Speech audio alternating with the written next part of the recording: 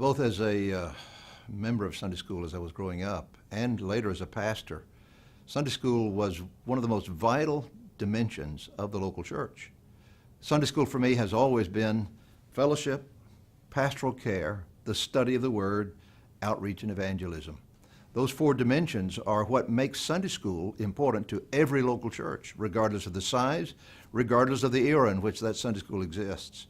I really believe that Sunday school ought to be the heart of the way a local church organizes itself to use the gifts and the relationships of its people to reach out to other families, other people, and bring them in.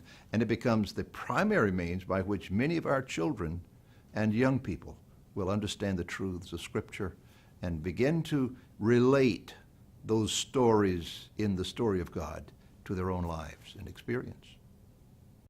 The first name that comes to mind to me is Earl Leewright. I was a junior in the Sunday school in Biloxi, Mississippi, where my father was pastor of the church. There were a number of us boys in that junior boys class. Biloxi was the location of Keesler Air Force Base. There were a number of local personnel attending the church, but also a number of personnel from the Keesler Air Force Base, some in basic training, some taking electronics training. Some were instructors, some were officers. I remember Earl Leewright, tall, erect, very dignified, very quiet, and yet one of the best examples for all of us in that class.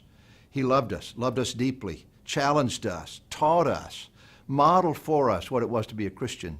And from that time on, my life was shaped by Earl Leewright. The influence he had during those formative junior years for me is a memory that has lasted for a lifetime.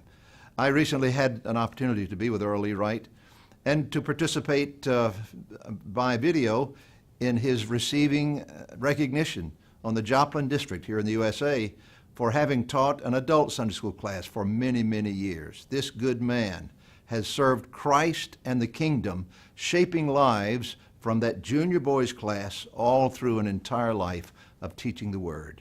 Thank you, Earl Leewright.